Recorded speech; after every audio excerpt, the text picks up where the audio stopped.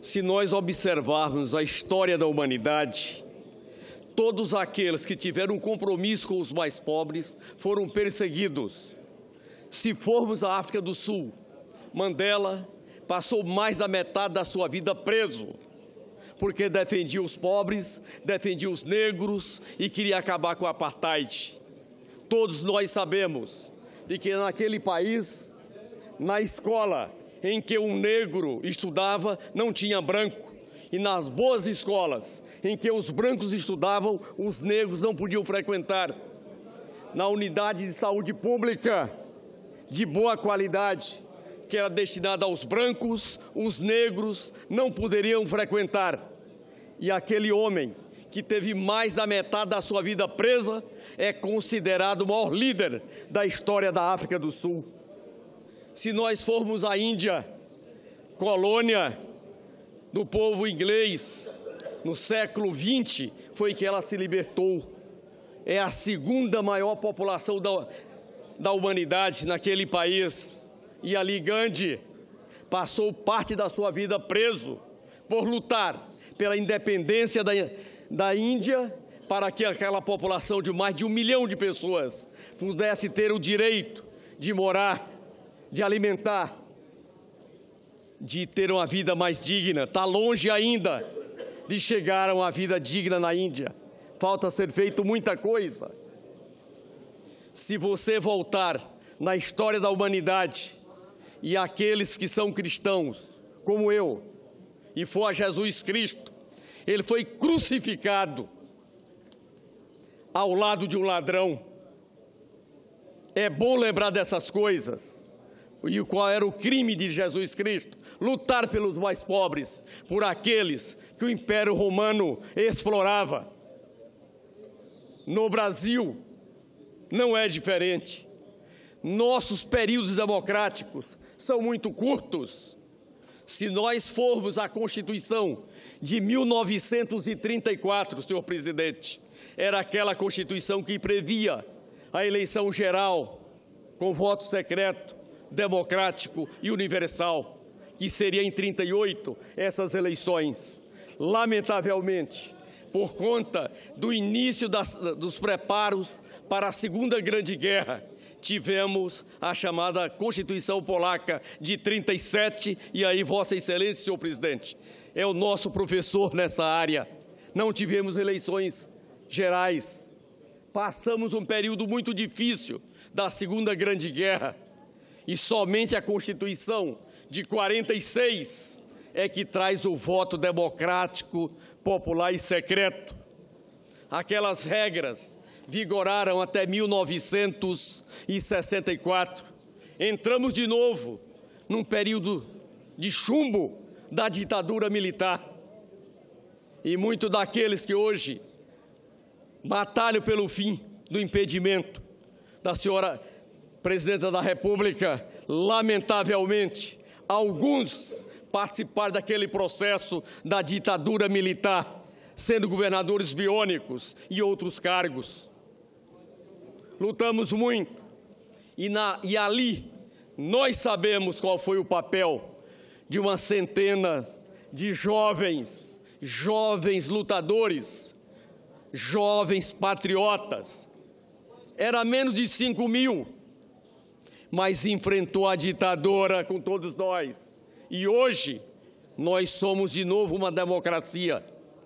A partir de 89, senhor presidente, adquirimos o direito do voto geral, universal e secreto.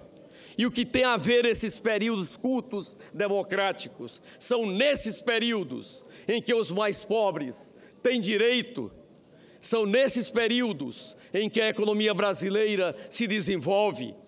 Se voltarmos de 46 a 64, lá no nosso Nordeste, no meu Ceará, nós tivemos o Banco do Nordeste do Brasil sendo criado, estrutura forte da nossa economia.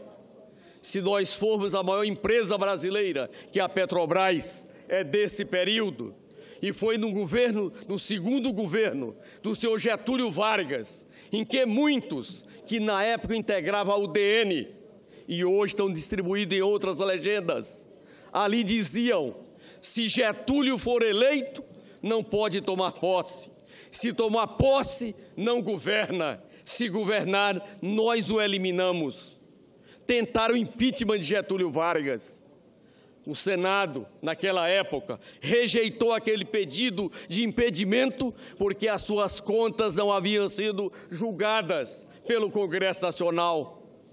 Mas aquele grupo que não aceitava um governo democrático, comprometido com os mais pobres, levaram Getúlio a dar um tiro no peito para poder entrar na história, mas não aceitava os caprichos da elite da época.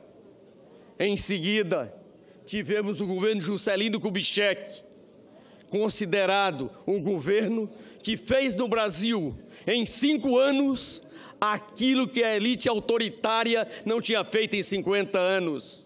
E na sua sucessão, os mesmos membros da UDN da época diziam: vamos varrer a corrupção do Juscelino, que é a maior corrupção da humanidade. E a campanha era uma vassoura feita pelo Jânio Quadros para varrer a corrupção de Juscelino Kubitschek. Esses mesmos que lá tentaram tirar o mandato de Getúlio Vargas. Esse processo, em seguida, tem a eleição. E o vice-presidente, como era da regra, era eleito em chapa própria. E João Goulart é eleito. João Goulart, com a sua proposta das metas, das reformas, não se contiveram, promoveram um golpe de Estado militar e civil. Este Congresso Nacional, na época, declara vaga a presidência da República para dar posse à ditadura militar. E amplos setores da imprensa brasileira, naquela época, dizia: não tem golpe. E daqueles que era tido mais avançado, chamava de ditadura dita leve, dita branda. E recentemente, felizmente, um desses grandes meios de comunicação pediram desculpa ao povo brasileiro pelos erros cometidos na ditadura militar. Aqui, neste Congresso Nacional, nós restituímos o mandato de João Goulart para dizer para a nação brasileira do grave erro que o Congresso Nacional tinha cometido. E são esses mesmos, com esses ideais, em que resolveram, após 4 eleições democráticas, em que o Partido dos Trabalhadores ganhou as eleições nas ruas, e resolveram já em 2014 ter a ousadia de desconfiar do resultado do Tribunal Superior Eleitoral, pedindo a recontagem dos votos. Perderam. Em seguida, tiveram a ousadia de pedir a sua diplomação, embora não sendo eleito. Perderam de novo. E aí, iniciam este processo de impedimento.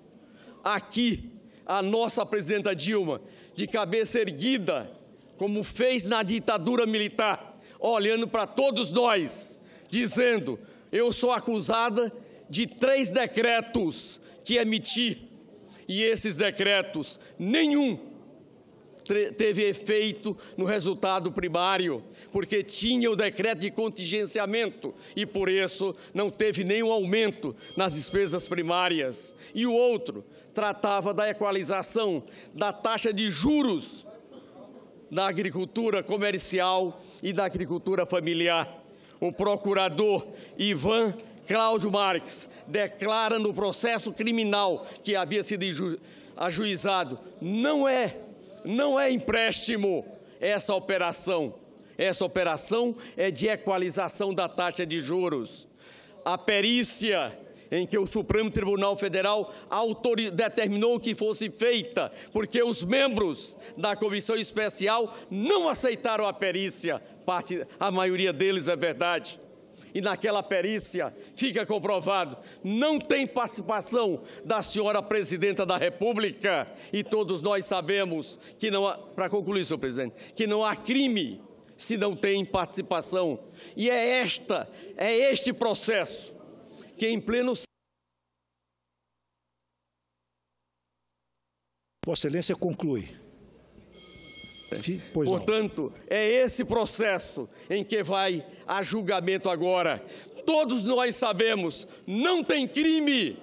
E aí resolve invocar o que eles chamam do conjunto da obra. Conjunto da obra é projeto de nação, em que os democratas devem disputar na urna os seus ideais, as suas propostas. E eu desafio, se com esse projeto do governo interino, alguém tem coragem de ir às urnas pedir voto ao povo brasileiro, porque ele é pago pelos mais pobres para premiar os mais ricos. Por isso, senhor presidente, eu voto não a esse impedimento.